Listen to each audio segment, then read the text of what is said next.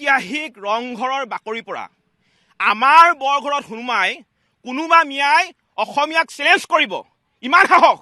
গতিকে আপোনালোকৰ সংবাদ মাধ্যমৰ জৰিয়তে আজি আমি এটা কথা স্পষ্টকৈ কৈ দিব বিচাৰিছোঁ, এতিয়া বাংলাদেশীৰ লগত প্ৰেম নহয়, এতিয়া বাংলাদেশীক পিটন দি জাতি বচোৱাৰ সময়। আৰু মিয়াক পিতা হ'ব, এইটো কথা স্পষ্ট, মিয়াক পিতা হ'ব। আৰু আমি জাতীয় সংগ্ৰামী অসমে মিয়াৰ বিৰুদ্ধে আমি যিটো অভিযান চলাইছিলোঁ, সেই অভিযান আজিৰ তাৰিখৰ পৰা আৰু অধিক তীব্ৰতৰ হ'ব। আমাৰ ল'ৰাই গাঁৱে ভূঞে নগৰে চহৰে সকলোতে সোমাই মিয়াক বিচাৰিব আৰু মিয়াক খেদা অভিযান আজিৰ তাৰিখৰ পৰা পুনৰ তীব্ৰতৰ ৰূপত আমাৰ ল'ৰাই আৰম্ভ কৰিব। আৰু মিয়াৰ হৈ যিসকলে ওকালতি কৰিবলৈ আহিব, প্ৰয়োজনৰ জাতিৰ স্বাৰ্থত তেওঁলোকৰ পিঠিও কিন্তু গুৰুল কৰি বহল কৰি দিয়া হ'ব। আৰু যিটো মিয়াই এই ৰংঘৰৰ বাকৰিৰ পৰা অসমীয়াক চেলেঞ্জ কৰিছিলে, আমি তাৰ ঠিকনা উলিয়াইছোঁ। তাৰ ঠিকনা হৈছে বঙাইগাঁৱত, তাৰ ঘৰ হৈছে বঙাইগাঁৱত।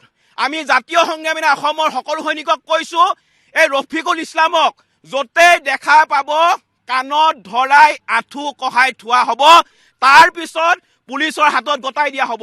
আজি মিয়াই মুকলিকৈ অসমৰ অসমীয়া জীয়ৰী বোৱাৰীক ধৰ্ষণ কৰিম বুলি ভাবুকি দিব, আমাৰ বৰঘৰত সোমাই অসমীয়াক চেলেঞ্জ দিব। তাৰপিছত কি আমি মিয়াক চুমা খাম নেকি? তাৰপিছত আমি কি মিয়াক চুমা খাম নেকি?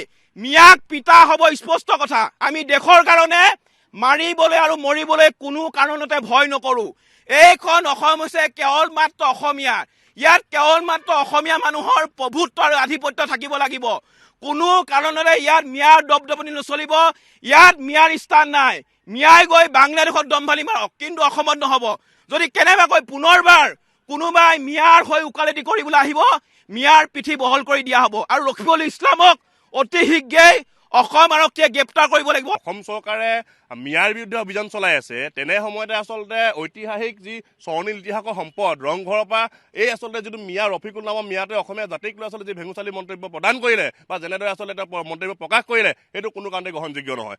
আচলতে চাওক, বৰ্তমান সময়ত আমি চাবলৈ যদি যাওঁ, জুইপুৰি হাত পালেহি। এতিয়া আৰু চাই থকাৰ সময় নহয়, এতিয়া আৰু ধমকি দিয়াৰ সময় নহয়। আৰু যোৱাকালি তাক ফোন কৰি মই তাক সুধিছিলোঁ, তই এইবোৰ কাম কিয় কৰিলি? সি তেতিয়া কাৰণে ক্ষমা বিচাৰিছে বা কিবা কৰিছে, কিন্তু আমি এটা কথা স্পষ্ট, এইবাৰ ক্ষমা কোনো কাৰণতে গ্ৰহণযোগ্য নহ'ব, এইবাৰ ধমকি আৰু নহ'ব, এইবাৰ মাথো মিয়াক পিতা হ'ব, এইটো স্পষ্ট কথা। আৰু আমি এটা কথা ৰফিকুল নামৰ মিয়াৰ লগতে গোটেই মিয়াখিনিক আমি এটা কথা স্পষ্ট কৰি দিব বিচাৰিছোঁ, উজনি অসমত তহঁতি যদি আহি পুনৰবাৰ এনেকুৱা ধৰণৰ মন্তব্য প্ৰদান কৰিবলৈ হয়, বা এই ৰফিকুল নামৰ যিটো মিয়া, ইয়াক যদি কিবা কাৰণতে উজনি অসম বা আমাৰ শিৱসাগৰত পাওক, ৰংঘৰৰ মুখত তাক 24 ঘণ্টা আঁঠুকৰাই থৈ দিম। আমি এটা গতিকে পৰিত্ৰাপৰ বিষয়, বৰ্তমান সময়লৈকে জিলা প্ৰশাসনে সাম্প্ৰদায়িক মন্তব্য প্ৰদান কৰি সেই আচলতে শান্তি পৰিস্থিতি শৃংখলা যি বিশৃংখল কৰিলে, তাৰ পিছতে জিলা প্ৰশাসনে কিয় তাৰ ওপৰত এৰেষ্ট কৰাৰ ব্যৱস্থা গ্ৰহণ কৰা নাই বা আটক কৰা নাই, ইয়াক প্ৰশ্ন উঠিছে। আমি জিলা প্ৰশাসনে আহ্বান জনাইছোঁ, 24 ঘণ্টাৰ ভিতৰত তাক গ্ৰেপ্তাৰ কৰিব লাগিব, অন্যথা কিন্তু শিৱসাগৰ পুনৰ অশান্ত সৃষ্টি হ'ব। কাৰণ বাৰে প্ৰতি কোনোবাই আহি আমাৰ অসমীয়া জাতিক বাৰে প্ৰতি ভেঙুচালি কৰিব, প্ৰতিজ্ঞা প্ৰকাশ কৰিব, বেয়াকৈ ক'ব, এইটো কোনো কাৰণে গ্ৰহণযোগ্য নহয়।